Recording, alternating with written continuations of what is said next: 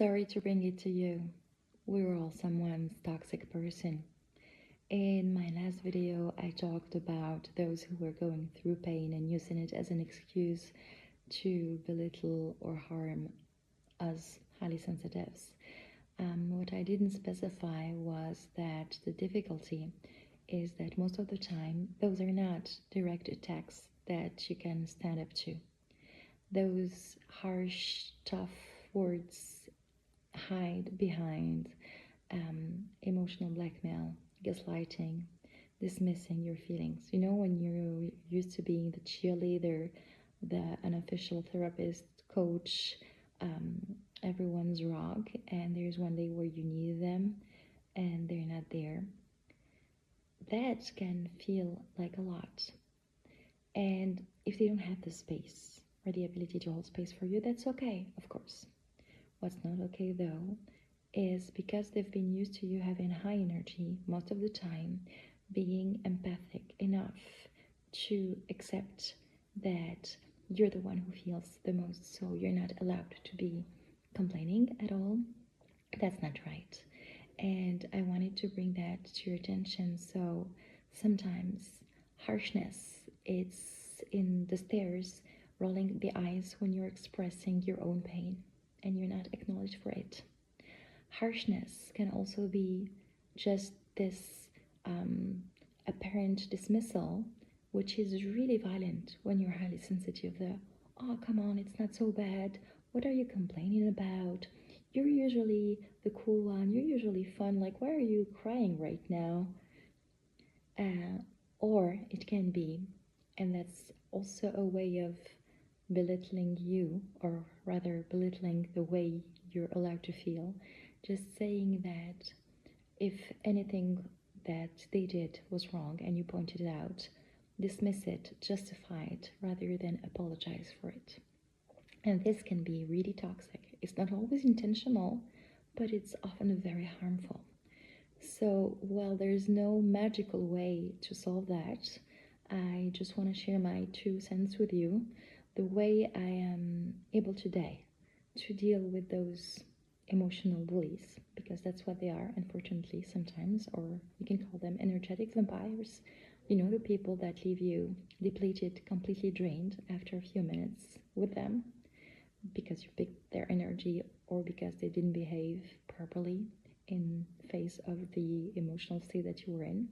Well, I'm ever grateful to Marie Kondo because she not only helped me unclutter my closet, she also helped me declutter my relationships.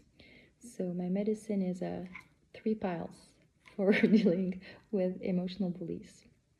So for the vampires, energy vampires and drains, when someone is behaving constantly, like we can all mess up, of course, but when it's a pattern, when it happens systematically, then it's radical, but I just cut off.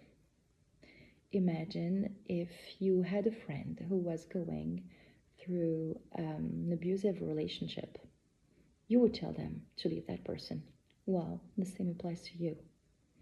And it's not always easy, and it's going to leave a void in your life at first, and you might question your judgment, blame yourself in the beginning, especially if they're the kind to kind of blackmail you into coming back into their life.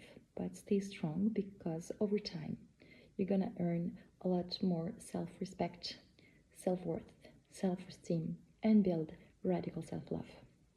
My second pile is for those people who, for whatever reason, personal, professional, we cannot completely cut off. Well, we can at least take some distance. Ideally, physical distance. That means not being available anytime they call. That means maybe not picking up when they call and replacing what can feel sometimes intrusive as a presence by audios or messages, leaving you the space to process if you want to be with them or not, if you want to accept their request or not. And I know it's hard because most of us highly sensitive tend to be people pleasers. But again, the fact that you just give yourself some time, before you respond, gives you the space to process it and to really question, ask your body, Do I feel expensive at the idea of seeing them again, which is a good sign, and then, okay, maybe we can meet again? Or do I feel suddenly constricted, closed off, and it would be better maybe if I kept my distance a little bit longer? And then my third pile, the glimmer people, the sunshine in human form, those who just, whose presence, whose words, whose voice automatically lifts your spirits up. Well, if you're lucky enough to have even one person like that in your life, then please hold on to them. That doesn't mean you become the energetic vampire. That means that whenever you get a chance to spend even half an hour with them on the phone, on a camera, or physically, just do it. And when it's not possible, and you're going through a tough moment where you would hope to have them by your side, then do just that. Close your eyes and remember a beautiful memory that you guys shared, and feel this energy moving in your body, in your heart, in your chest, in your guts. Hang on to this feeling, and then first chance you get, just send them your appreciation. Let them know that you're not taking them for granted. And this is my way of dealing with relationships, whether they're energizing or draining.